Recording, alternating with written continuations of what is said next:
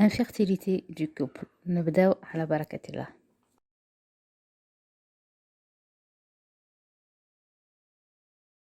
Lorsqu'on dit un couple infertile, لازم له 18 mois de rapport régulier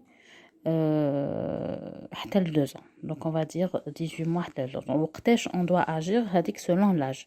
بصح pour dire qu'ils sont infertiles ou là il y a un problème في la fertilité تاعهم, donc لازم لهم 18 mois à 2 ans. Une infertilité dite primaire, ça veut dire jamais ils ont conçu. Elle est dite secondaire quand on a eu déjà une grossesse, on n'arrive plus à faire de grossesse. Le but de la première consultation, que ce soit pour le couple ou bien pour nous concernant la pédagogie, c'est de confirmer ou bien de faire le tri. Voilà. Donc, les vraies infertilités ou là, juste la méconnaissance du cycle par le couple ou bien par la femme. Il faut avoir à l'esprit les conditions pour avoir une grossesse, entre parenthèses. Donc, le commencement, c'est l'ovulation, régulière et de bonne qualité. Les trompes perméables, l'ovule, qu'elle se déplace. Un appareil génital qui permet des rapports sexuels. Donc, le contact entre spermatozoïdes et ovule et glaire, passant par la glaire cervicale qui doit être de bonne qualité, et une muqueuse utérine qui est réceptive, qui peut recevoir un œuf fécondé. Du côté de l'homme, on a l'anatomie, donc les organes génitaux masculins, et on a l'axe hormonal qui doit être correct et ne pas avoir d'anomalie lors de l'éjaculation. Entre parenthèses, l'exemple qui nous vient à l'esprit, c'est l'éjaculation rétrograde. Donc tout cela va être vérifié par un urologue de préférence qui va faire l'examen clinique, l'interrogatoire, l'examen clinique, l'échographie, plus ou moins l'échographie Doppler pour dépister une pathologie chez l'homme. On vérifie les rapports, est-ce qu'ils sont complets, l'intervalle entre les rapports et la période de fécondité de la femme. Tout ça va aider à connaître le cycle de la femme et de connaître et de dépister les erreurs possibles. Comme toute consultation, un interrogatoire complet qui précède l'examen clinique. Je ne sais pas Thomas qui dit comme une patiente pour infertilité, par qui vous commencez, mais bien sûr je discute avec elle sur le motif de consultation, sur ses antécédents brièvement. Avant de commencer son interrogatoire approfondi, je passe par l'homme. Moi je reçois que des femmes, donc à l'homme, où je la prépare pour l'envoyer à l'urologue.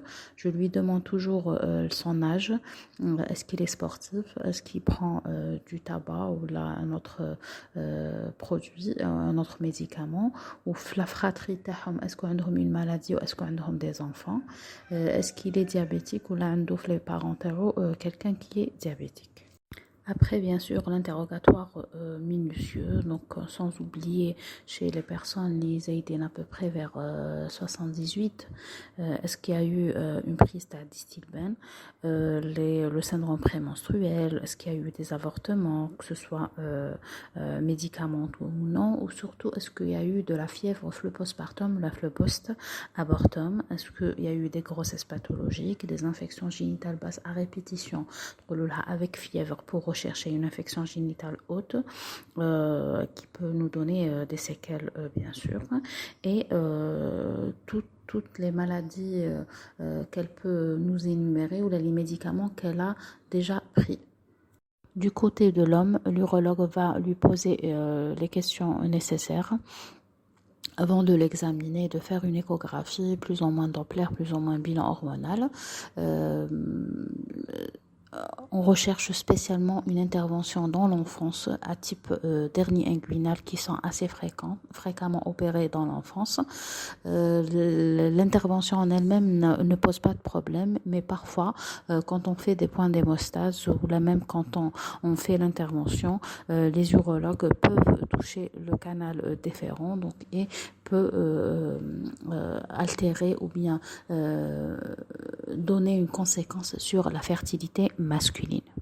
L'examen clinique complet, donc à la recherche, surtout insister sur l'hirsutisme, l'examen de la thyroïde, l'examen des seins, l'examen gynécologique proprement dit, à la recherche de masse latéro-utérine, donc vérifier l'anatomie de la femme permettant un rapport sexuel complet. Du côté de l'homme aussi, donc l'examen recherchera spécialement le morphotype, la pilosité, la varicocèle et la gynécomastie. Jusque-là, c'est l'interrogatoire et l'examen clinique que vous faites toutes avec vos patientes ou là les couples qui consultent pour infertilité. On insiste sur le fait de dépister des fausses infertilités, par exemple la méconnaissance de la période de fécondité ou là la cohabitation. Par exemple, pour les personnes qui travaillent loin, qui sont les militaires, par exemple. Parfois, à cette étape, déjà, on est orienté vers telle ou telle exploration ou telle ou telle étiologie. Parfois, non. Donc, on n'a pas d'orientation. Donc, on va donner le bilan de base. C'est vrai qu'on doit faire un peu de théorie. Mais mon but, les formations conférences EDO, c'est de vous donner mon expérience. Personnellement, la première consultation de désir de grossesse, infertilité du couple, lorsqu'un couple ou une femme me consulte pour un désir de grossesse, c'est sa première consultation, quel que soit le jour du cycle, les jet fait, l'interrogatoire, l'examen clinique, l'échographie, quel que soit, mais je la reconvoque en début de cycle. نقولها دير لي في لو ديبي سيكل دير لي لو بيلان اللي راهو في l'ordonnance ما كتبتش برك فيه J2 J3 ولا J4 du cycle, je vais la rajouter et vous l'envoyer. Bien sûr, selon l'interrogatoire et l'examen clinique, si j'ai une autre orientation diagnostique, je vais le rajouter. Je vous ai mis le bilan de base. Donc, si j'ai, par exemple, je l'étiquette comme une hypofertilité ou là une infertilité inexpliquée, donc je dois donner ce bilan-là pour m'orienter. Déjà, la glycémie, TSH, prolactine, vous allez être surprise par le nombre de patientes qui ont une perturbation FSH, LH pour dépister un SOPK et avoir une idée sur la réserve ovarienne et donner aussi les compléments. Donc parce que les compléments, il y a certains compléments qui augmentent la LH, donc il est déjà augmenté mais avec le complément. La courbe ménothermique, si elle est faite correctement, elle est très intéressante. Elle va nous permettre d'avoir une idée sur l'ovulation terna, la période d'ovulation, et est-ce qu'il y a une ovulation ou la maquage, parce que on peut avoir des règles sans avoir une ovulation ou même une ovulation de mauvaise qualité. Donc la courbe ménothermique doit être correctement faite. La prise à la température chaque matin avant de mettre les pieds par terre par la même voie. Il y a de préférence rectale, mais par la même voie. Donc, et la noter sur une feuille. Il y a de préférence qu'on a dans la consultation de les feuilles, نعطوها la malade pour lui faciliter باش ما تعجزش نديرها لنا. Donc elle va me cocher. يكون عندي un plateau thermique, quel que soit le plateau. On va dire qu'on a un petit décalage ou un autre plateau plus haut. Donc c'est avec le décalage qui sera fait l'ovulation. Comme on a dit, la courbe de température donc, doit être correctement faite. Il y a des périodes où là, des pathologies qui vont la fausser. Par exemple, quand on a une infection, quand on a une inflammation, quand on dort mal. Donc, qui font que la courbe ménothermique, parfois, n'est pas aimée par certains médecins. Donc, mais en réalité, donc, quand elle est correctement faite, elle peut me donner une une idée sur les dysovulations et les anovulations. Donc, mais quand on a un décalage où là, elle est anarchique. Donc, on a une dysovulation. La même consultation, on a la feuille à la courbe ménothermique. On a un spermogramme et un spermocytogramme pour le mari avec une lettre à l'urologue. Donc, donc, si je lui donne un traitement qui n'a les ordonnances, je vais vous les donner, vous les envoyer. نقول لها voilà madame, هاو le traitement تاعك, هاو le bilan تاعك اللي ديريه نتيا en début de cycle la prochaine fois وتعاودي تجيني pour une échographie en début de cycle pour le compte folliculaire des follicules en trop. نقول لها si ça marche pas عندك هاد le spermogramme, le mari تاعك لازم يدير لنا un spermogramme. Donc نبداو بيك ومن بعد la deuxième étape يجي le mari تاعك نقول لها عطيها له et vous lui dites ça. Donc elle va lui dire ce que je lui ai dit إذا كان ما كانش معها bien sûr. Donc, le but, c'est quoi? C'est de le préparer moralement, parce qu'il y a certains hommes qui disent un spermo où ils voient pas l'utilité, ils sont pas chauds à l'idée. Donc en leur disant ça va se préparer. Ils voient leur femme en train de faire des bilans, elle est en train de prendre des médicaments, et si ça donne pas, donc le tour va venir à un homme. Et selon le résultat, l'homme, on insiste sur la consultation chez l'urologue ou non. Donc, si le spermogramme il revient normal, ça ne veut pas dire que je vais rien lui donner. Je vais lui donner des compléments alimentaires, des vitamines. Donc, si il est pathologique, là, je peux lui donner aussi donc des compléments plus forts.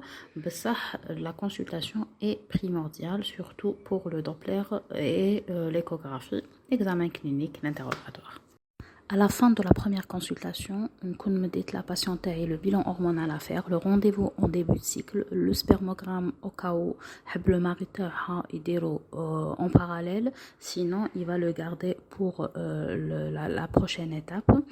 Et je lui expliquerai que à l'étape on va voir le bilan et faire le compte des follicules en trop en début de cycle. Probablement on peut donner un traitement, mais une hystérosalpingographie peut être nécessaire avec un test de Hunter aussi. Un test post-coital peut être nécessaire. Ça veut dire que la première consultation, je lui explique la stratégie que je veux faire étape par étape, et comme ça elle aura un espoir, bien sûr, mais un faux espoir à la les résultats de ma consultation. Et je vais la recevoir en début de cycle, deuxième, troisième ou bien quatrième jour du cycle. À ce stade, on aura le bilan hormonal de base de début de cycle. On peut avoir une hyperprolactinémie, on peut avoir une glycémie qui est élevée dans le cadre d'un syndrome métabolique tel SOPK. On peut avoir une TSH élevée ou bien diminuée, donc pour compléter le FT3 et le FT4. On a le FSH pour juger de la réserve ovarienne, donc en principe inférieure à 12, mais métabine inférieure à 5. On a le LH si il est élevé, ça veut dire on est dans la suspicion du SOPK, avec bien sûr les signes d'hirsutisme et l'échographie plus tard, ou la même le jour les jet fait la première consultation, déjà on avait une suspicion.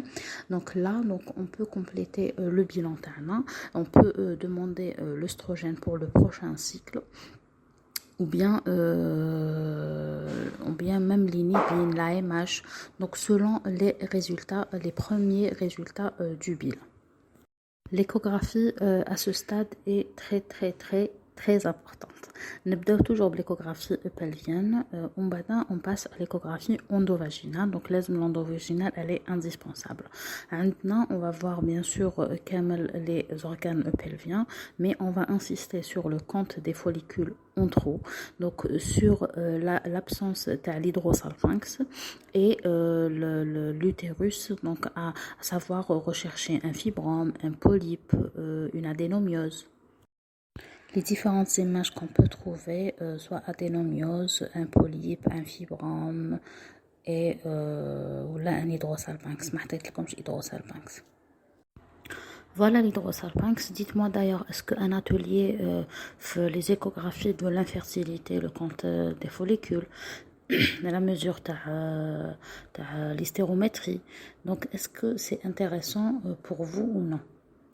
Le compte des follicules se fait par une échographie endovaginale.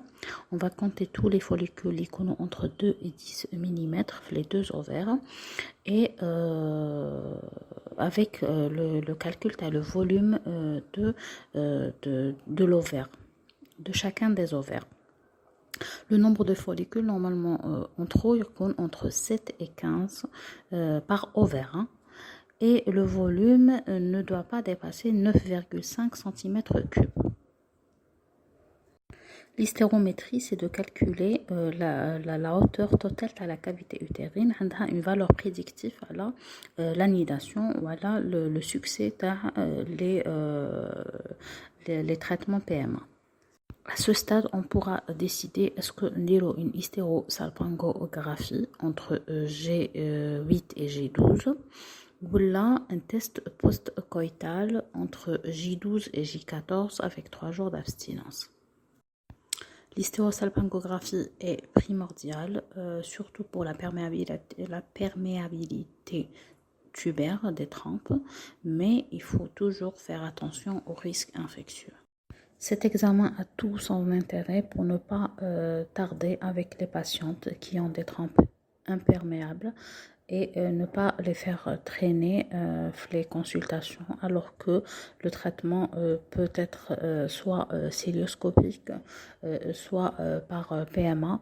Donc au plus tard leur donner l'orientation thérapeutique adéquate. Le test postcoïtal est un test assez intéressant, surtout dès qu'on a un microscope sur place. Donc il lui faut 3 jours d'abstinence. On va un rapport le soir où la patiente, soit le cabinet, soit le laboratoire, ils vont faire un prélèvement sans se laver à l'intérieur. Donc elle ne fait pas de lavage vaginal. Donc on va prélever avec le sperme. Entre J12 et J14, la période de l'ovulation, et on va apprécier ou observer les spermatozoïdes dans la glaire cervicale. Si vous faites le prélèvement au cabinet, vous l'envoyez à un laboratoire, il faut lui préciser l'ouverture du col, l'abondance à la glaire, la clarté de la glaire et la finance d'Aha. Parce que il va prendre en considération les caractéristiques avec les mouvements